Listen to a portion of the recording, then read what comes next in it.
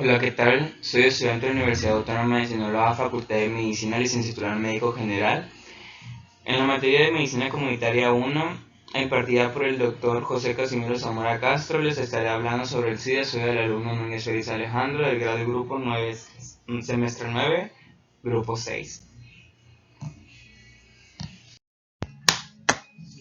Como introducción tenemos que el síndrome de la inmunodeficiencia adquirida, SIDA, representa uno de los capítulos más trascendentes y desafiantes de la historia moderna de la medicina, la salud pública y la humanidad. Desde su identificación en 1981, este síndrome ha transformado profundamente la forma en que comprendemos las enfermedades infecciosas, la vulnerabilidad del cuerpo humano y el impacto social del estigma asociado a la salud. Más allá de sus implicaciones clínicas, el SIDA es una realidad humana que ha marcado generaciones, familias y comunidades enteras alrededor del mundo. El SIDA constituye la etapa más avanzada de la infección causada por el virus de la inmunodeficiencia humana, VIH, un retrovirus que ataca de manera progresiva al sistema inmunitario, debilitando las defensas naturales del organismo y dejando al individuo expuesto a infecciones oportunistas y a ciertos tipos de cánceres que normalmente no afectarían a una persona sana. La historia de su descubrimiento y comprensión científica ha sido también una historia de dolor, lucha y esperanza. A principios de la década de los 80, los primeros casos en hombres jóvenes previamente sanos generaron desconcierto entre los médicos y temor en la sociedad. En aquel entonces, poco se sabía de su origen, su transmisión o su evolución, y mucho menos sobre cómo enfrentarlo. Con el paso de los años, la ciencia logró identificar al VIH como un agente etiológico responsable, distinguiéndose dos tipos principales, el VIH-1 y el VIH-2. Si bien ambos comparten mecanismos de transmisión y características biológicas, el primero es más agresivo y prevalente a nivel mundial. Su descubrimiento no solo fue un logro científico, sino también el punto de partida de una batalla global por la prevención y el diagnóstico temprano y el tratamiento efectivo. En términos epidemiológicos, el SIDA ha sido una pandemia con profundas desigualdades. En los países desarrollados, la introducción de terapias antirretrovirales combinadas en la década de 1990 cambió drásticamente el pronóstico de la enfermedad, transformándola de una sentencia de muerte a una condición crónicamente controlable. Sin embargo, en los países en desarrollo, las limitaciones en el acceso a medicamentos, diagnósticos y programas preventivos mantuvieron durante mucho tiempo cifras alarmantes de mortalidad. África subsahariana, por ejemplo, ha cargado históricamente con el número de casos y aún representa una región crítica en la lucha contra el VIH-Sida. México no ha sido ajeno a esta realidad. Desde el primer caso documentado en 1983, la epidemia ha evolucionado en paralelo a los avances científicos y a los cambios sociales. La respuesta nacional ha incluido la creación de programas institucionales, campañas educativas y normas oficiales destinadas a la prevención y el acceso equitativo al tratamiento. No obstante, la pandemia continúa concentrándose en poblaciones claves como los hombres que tienen sexo con hombres, las personas trans, los trabajadores y trabajadoras sexuales y quienes usan drogas inyectables, lo que refleja que la lucha contra el VIH-Sida sigue siendo, además de biomédica, una lucha contra la desigualdad y el estigma y la discriminación. El impacto del SIDA trasciende el ámbito clínico, implica dimensiones psicológicas, sociales y éticas que interpelan a la sociedad en su conjunto.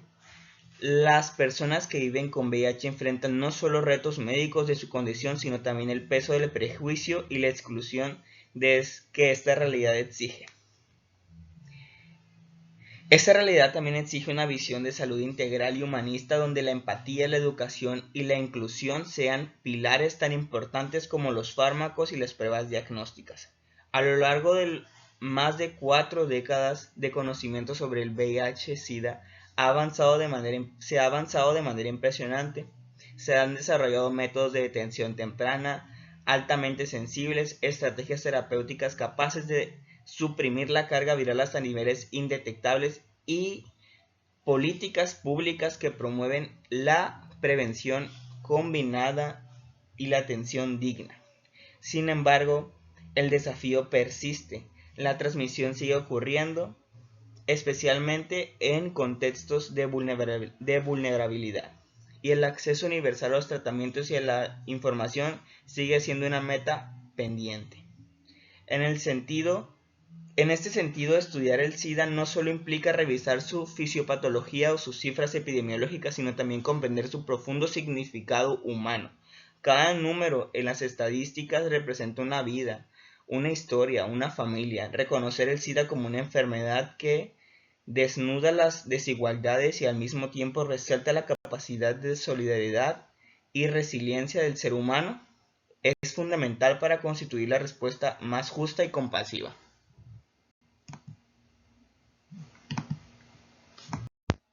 En definición de origen, el síndrome de la inmunodeficiencia adquirida, SIDA en sus siglas, es un estado patológico del organismo en el que existe disminución de sus defensas y de este modo puede enfermar por cualquier infección banal y originar complicaciones graves, incluso la muerte en aquellos que lo padecen. El SIDA es un síndrome clínico grave que fue identificado como tal en 1981. El síndrome representa la última etapa clínica de la infección por el virus de la inmunodeficiencia humana, VIH, el cual tiene dos variantes principales, el VIH-1 y el que es más agresivo y prevalente, y el VIH-2 que es menos virulento y predominante en África Occidental.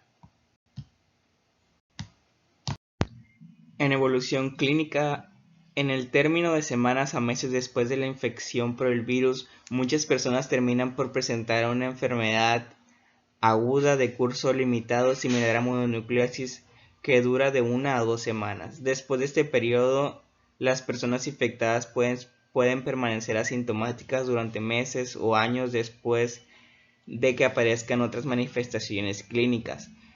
La gravedad de las infecciones oportunistas vinculadas con el VIH o de cáncer ulteriores en términos generales guarda relación directa con el grado de difusión del sistema inmunitario. Se ha identificado más de una docena de infecciones oportunistas y diversos cánceres que constituyen indicadores suficientemente específicos de la inmunodeficiencia subyacente y que fueron incluidos en la definición inicial del caso del SIDA elaborado por los CDC de los Estados Unidos en 1982. Sin tratamiento, más del 90% de los infectados desarrollan SIDA y la mayoría muere entre 3 a 5 años después del diagnóstico. El diagnóstico se basa en la presencia de VIH y en la reducción de los linfocitos CD4 menor a 200 células por mililitro cúbico o menor a 14% del total de los linfocitos. Categorías clínicas por enfermedades asociadas al SIDA según circunstancias de diagnóstico son 3. La primera es asintomático, 01, categoría clínica A, que se caracteriza por infección asintomática por el VIH, adenomegalia generalizada persistente, enfermedad aguda por VIH, enfermedad primaria, ganglios linfáticos de 2 o más sitios anatómicos extrainguinales, de al menos 1 centímetro de diámetro durante más de 3 meses, síntomas leves, 0-2, categoría clínica B, que es el sintomático no A, no C, que se caracteriza por angiomatosis basilar, candidiasis vaginal que persiste durante más de un mes y no corresponde a tratamiento, candidiasis orofaringia, displasia cervicouterina grave o carcinoma localizado, síndrome constitucional, fiebre de 38.4 grados o más o diarrea de más de un mes de evolución. Y los síntomas avanzados, síntomas graves, que es la categoría clínica C, se caracteriza por candidiasis esofágica, traqueal o bronquial, coccidomicosis extrapulmonar, criptomicosis extrapulmonar, cáncer cervicouterino invasivo, criptosporiasis intestinal crónica más de un mes, retinitis por citomegalovirus o CMV en el hígado, vaso o ganglios linfáticos, encefalopatía por VIH, VSH con úlcera mucocutánea de más de un mes, bronquitis y neumonía, histoplasmosis diseminada o extrapulmonar. Hisoporidiosis crónica de más de un mes, sarcoma de Kaposi, linfoma de Burkitt, inmunoblástico cerebral primario, complejo Mycobacterium avium o Mycobacterium kansai extrapulmonar, Mycobacterium tuberculosis pulmonar y extrapulmonar. Neumonía por neumoxistitis, neumonía recurrente, leucoencefalopatía multifocal progresiva, bacteremia recurrente por salmonela, toxoplasmosis cerebral y síndrome de desgaste por VIH. Epidemiología mundial. Desde su identificación, el SIDA ha sido una pandemia con más de 33 millones de personas infectadas y más de 14 millones de muertes hasta finales de los 90. África subsahariana concentra cerca del 70% de los casos mundiales. Estados Unidos y Europa logran reducir la mortalidad desde mediados de los 90 gracias al uso de terapias antirretrovirales. En los países en desarrollo, el acceso limitado a medicamentos y programas de prevención mantiene altas tasas de infección y mortalidad. TB tuberculosis es la causa principal de muerte en las personas con VIH, pues causa una cuarta parte de las defunciones en este grupo. La situación epidemiológica en México: el primer caso reportado fue en 1983, un varón, y el primer caso mujer fue en 1985. En 1988 se creó el Consejo Nacional para Prevención del SIDA, CONASIDA. En 1955, la publicación de la norma oficial mexicana sobre el VIH-Sida. Hasta el 2022 se registraron 166.180 casos acumulados, siendo los estados con más casos: México con 18.388, Ciudad de México con 14.404, Veracruz con 13.655, Chiapas con 8.966 y Jalisco con 7.922 casos. Sinaloa ocupa el lugar 20 con 6.859 casos. Las poblaciones más afectadas son hombres que tienen sexo con hombres en un 12.6%, personas trans en un 8.7%, trabajadores sexuales en un 5.2% en hombres y 0.45% en mujeres, usuarios de drogas inyectables en un 4.3%, personas privadas de la libertad en un 0.7%. En 2024 los estados de mayor tasa de casos nuevos fueron Quintana Roo con 43.75, Colima con 18.63, Yucatán con 18.25, Campeche con 16.99, Baja California con 16.03. El paciente cero fue Pietro Quebec, de Canadá. Fue Gataen Dugas, fue el paciente oficial reconocido del SIDA y quien trabajaba como asistente de vuelo de Air Canada. La transmisión: el VIH se transmite mediante relaciones sexuales sin protección, uso compartido de agujas o jeringas contaminadas, transfusión de sangre u órganos infectados de madre a hijo durante el embarazo, de estas maneras. Y por parto o lactancia. No se transmite por saliva, lágrimas, orina o contacto casual. El riesgo aumenta con personas con otras enfermedades de transmisión sexual. El periodo de transmisibilidad es alta durante los primeros meses, aumenta conforme se eleva la viremia y se cree que dura toda la vida. El periodo de la infección tiene un periodo de incubación, transmisibilidad y susceptibilidad. El periodo de incubación es de 1 a 3 meses hasta la aparición de los anticuerpos. El desarrollo del SIDA puede tardar de 1 a 15 años. La transmisibilidad comienza poco después de la infección y dura toda la vida. La susceptibilidad genera factores como falta de circuncisión, a la presencia de enfermedad de transmisión sexual aumenta el riesgo. El virus del VIH pues es un virus de ARN monocatenario retrotranscrito de la familia Retroviridae. del género Lentivirus con una especie una especie del virus tipo 1, VIH tipo 1, VIH tipo 2, con un tamaño de 80 a 100 nanómetros. Tiene una membrana lipídica, es de ARN, como ya lo dije, transcriptasa inversa, matriz de P17, una cápside P24. Está formada por glucoproteínas y contiene GP120 y GP41. El diagnóstico se realiza mediante pruebas serológicas, que puede ser la prueba ELISA, Western blot, inmunofluorescencia, y las moleculares como PCR, detección de antígeno P24 y el conteo de CD4, que se usa para valorar la progresión y orientar el tratamiento. Se realiza en todo paciente que cumpla con la definición operacional de la seropositividad, y el tipo de muestras es el tamizaje o prueba presuntiva y la prueba suplementaria.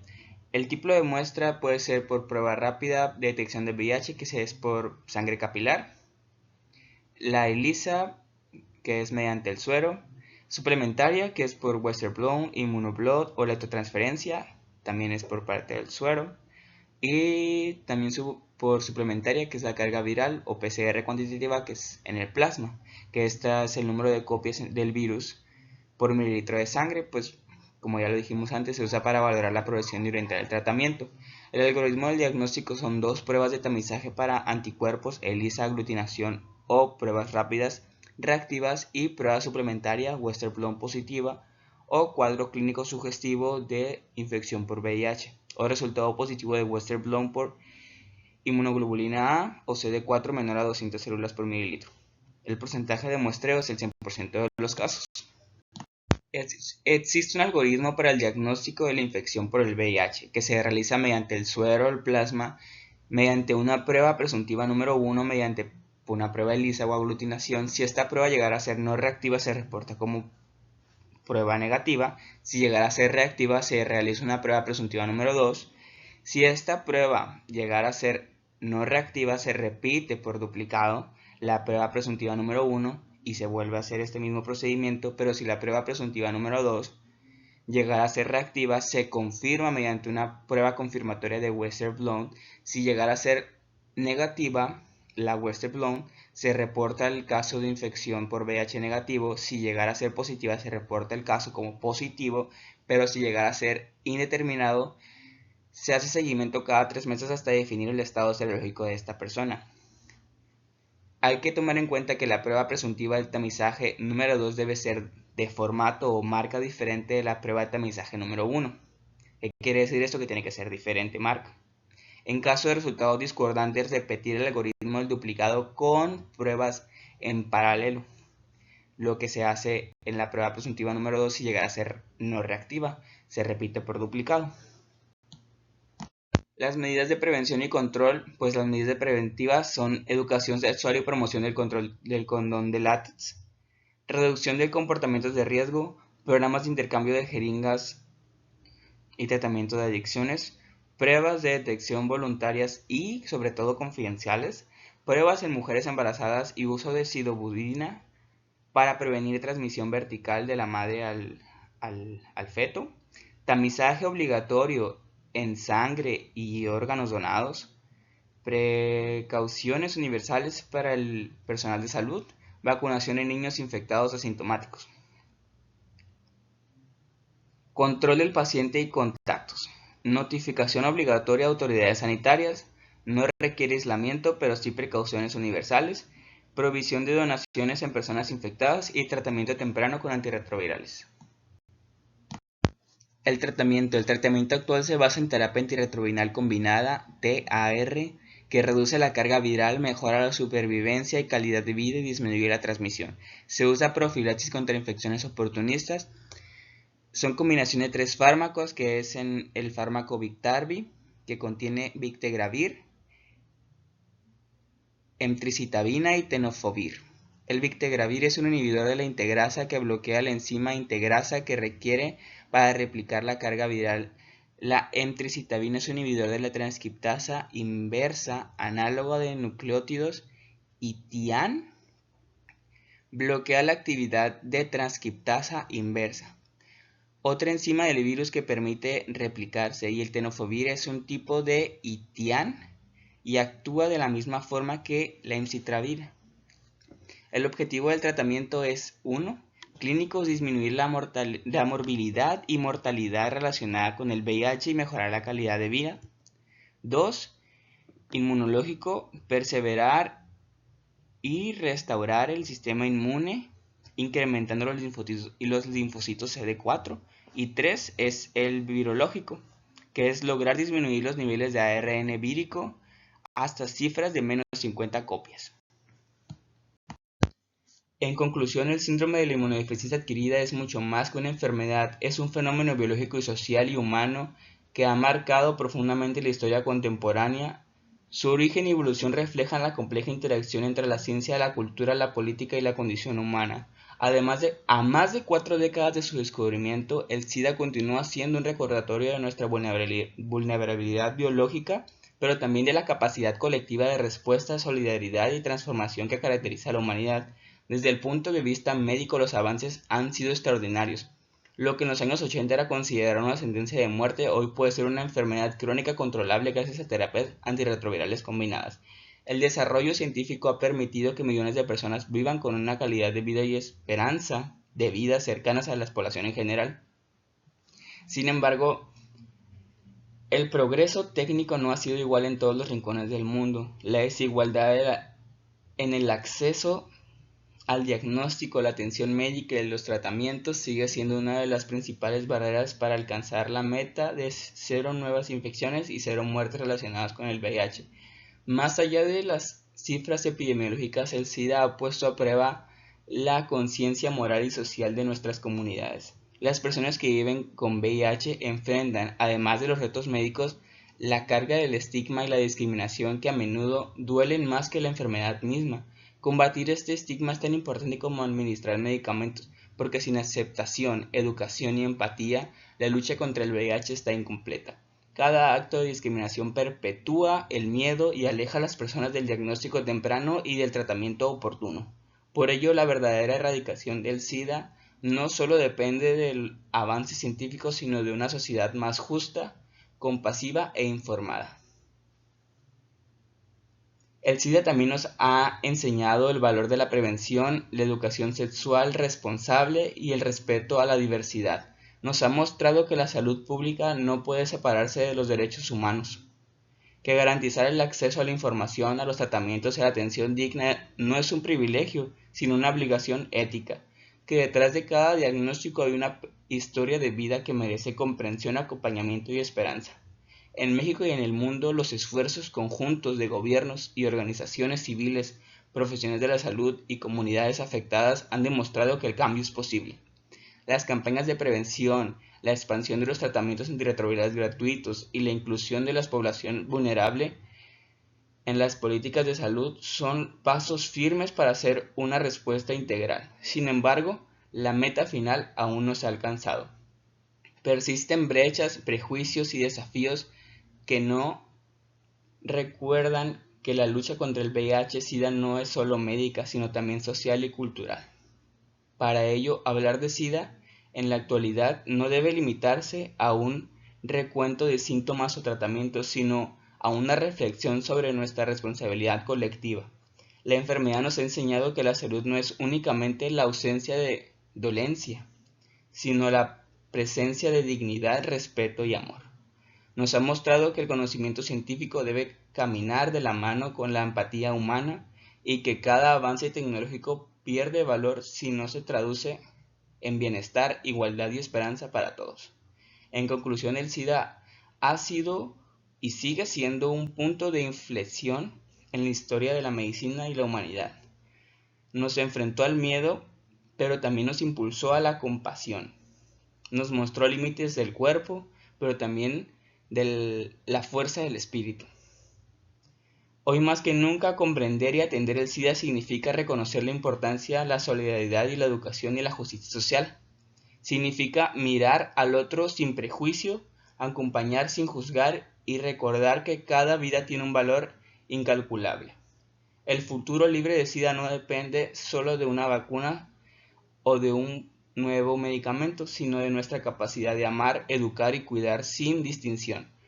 Por ello, solo cuando la empatía y la ciencia caminen juntas, podremos decir verdaderamente que hemos vencido esta enfermedad, no solo en los cuerpos, sino en los corazones. Y esto ha sido todo de mi parte, muchas gracias. Estas son las bibliografías que consulté para realizar la investigación de dicha ponencia. Muchas gracias por todo. Que tengan un bonito día.